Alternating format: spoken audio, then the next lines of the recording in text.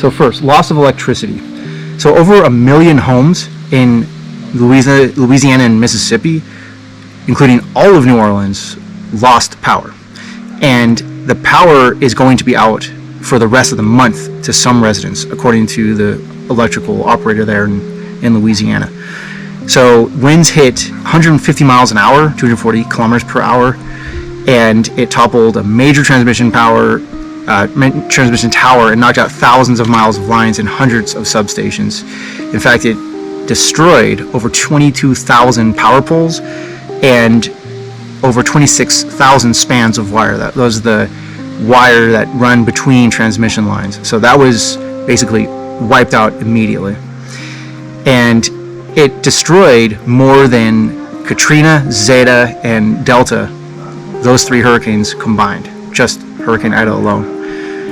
So in New Orleans, it was basically an unprecedented amount of damage. And of course, these people lived through many previous hurricanes. The president and CEO of the energy provider there, Entergy, his name is Philip May, and he warned that it could take until the end of the month or even longer to restore power to all of the residents in New Orleans. One lady was being chronicled, and she said that she couldn't go back to her New Orleans home even if she wanted to. So this is illustrating the problem of lack of electricity. This lady, Cynthia Andrews, is a medical patient. She has a problem with her lungs. So basically since 2018, she's been on a machine that helps her breathe. And her lifeline is being plugged into the generator that is powering the elevators at a hotel in New Orleans, the Le Méridien Hotel. So if that generator goes out, she's probably going to die. So here are a few of the takeaways from having a loss of electricity, so you don't have to rely on the government or anybody else but yourself. First, generators is, the concept of generators, I think everybody understands, but I don't think everybody understands the problems. So the obvious problems are you need fuel. The less obvious problems are where are you going to get the fuel? Where are you going to get the fuel to run your generator, and where are you going to put this thing? Because most of what you're going to be powering is going to be inside your home. So they already have a report of one man dying a few days ago. He had the generator in his house and he died from carbon monoxide. I think most people know better than to do that, but he probably thought the windows were ventilated enough. He had them open and he died. Air conditioning is out. People are trying to run fans and all that. There's a better solution. I'll talk about that in a moment. But right now, electricity, there's multiple ways that you can generate your own energy. First, having a solar power generator. What does that mean? So having a large external power bank, not a small one like you have, for your phone, but a large one, such as a Goal Zero Yeti, such as a Blue Yeti. There's multiple different models on the market, and the advantage to having a solar generator, as these are called, is that you can recharge it unlimited amounts of times when there is no fuel and no electricity to charge the thing.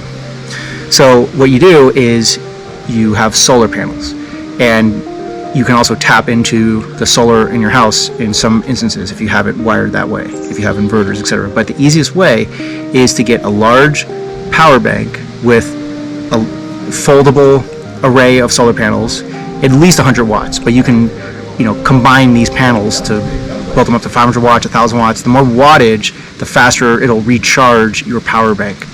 So what you do is you keep this power bank just plugged in all the time. It's always on standby.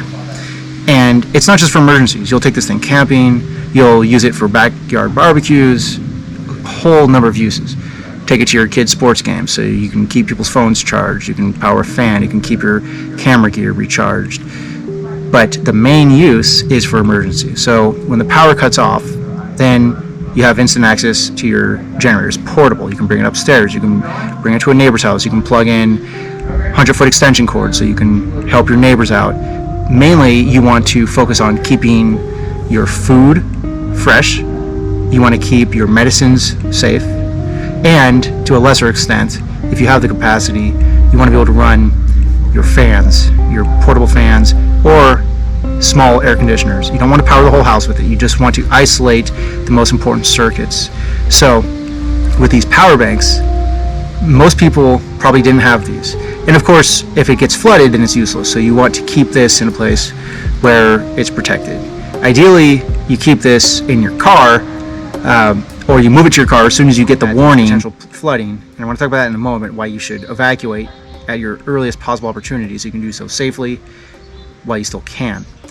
But back to the power bank, you want to use this to power your devices, power your medical devices, and maybe help a neighbor such as Cynthia Andrews, who has a medical condition for which her life depends on electricity, literally.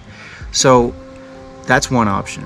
The other is have an inverter for your car. So these are external devices, and it clamps usually directly onto your battery terminals, and it can give you 1,000 watts, 2,000 watts of pure sine wave, which means it's what your house, the same type of AC alternating current that your house uses. Pure sine wave is what you want. You don't want modified sine wave.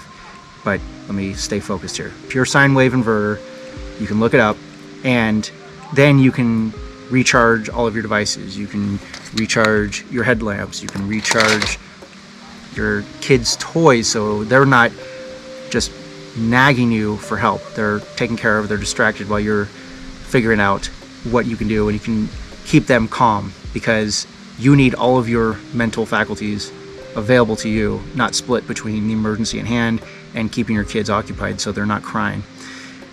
So the inverter plugs into your car. Your car is an excellent fuel powered generator, because the fuel is going to be a lot fresher than most people will have for their generator, because they're not using the fuel often. And what they're going to find with most ethanol based fuels is that when they go time to use their generator that they haven't run in months, the generator will be difficult to start. It may not start at all because the fuel lines may have gotten gummed up. You have to run these things at least once a quarter, and you should use ethanol-free fuel in your standalone generators. But that's why I prefer using your vehicle, because you have a much larger tank.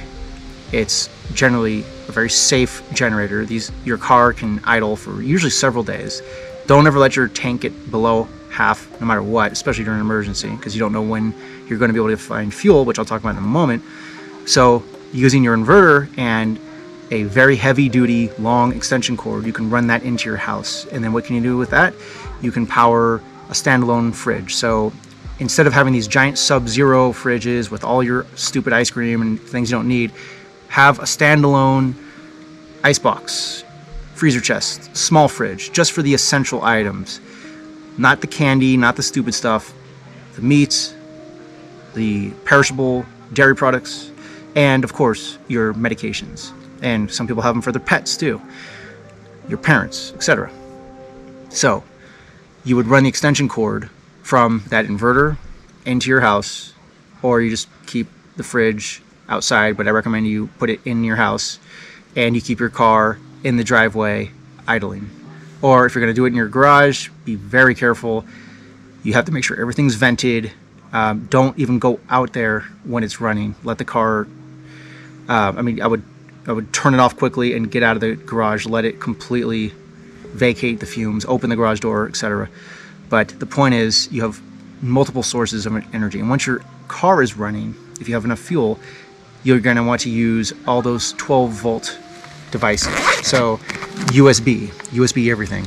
Everything that I have is rechargeable, either through USB or through other means. But you have USB ports in your car, and if you get the adapter, such as one of these, now you can have 3 outlets in one. So this is 2 USB-C, which is a much faster charging technology, 1 quick charge 18 watt standard USB, and it's why I basically litter the house with these. I have them in all of my go bags, I have them in the cars, I have them in my luggage.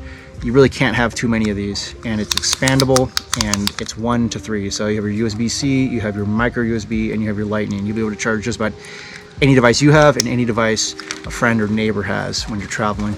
So your car is your main source of electricity. But solar is definitely something that I don't think a lot of these people considered, because the loss of electricity had a cascading effect. They couldn't cool their house. They couldn't charge their devices. There's one guy who talks about going from place to place trying to find food. He finally found a Costco, but he doesn't have the ability to charge his phone. So he's running out of fuel and he's running out of electricity. And almost all of these gas stations either have impossible lines or are completely out, or have gas but don't have the ability to deliver it because they don't have a generator. You need power to operate the fuel pumps. So that's loss of electricity.